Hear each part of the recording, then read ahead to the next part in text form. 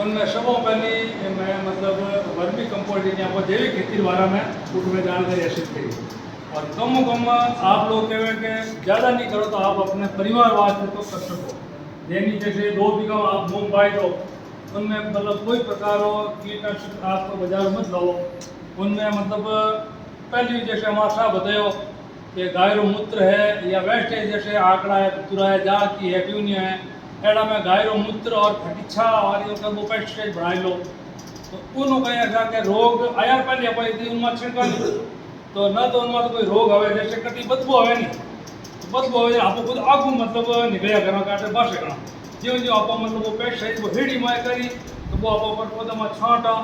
तो હવે जिनवरे कीट है मतलब उनमें पहली ऑलरेडी लागे कोनी तो इन वास्ते ऑर्गेनिक खेती वास्ते मैं संपर्क करियो मैं सब पहले तो कंपोस्ट किट बनाया वो 3 फुट तो गहरो 8 फुट चौड़ो और आवश्यकता अनुसार लंबो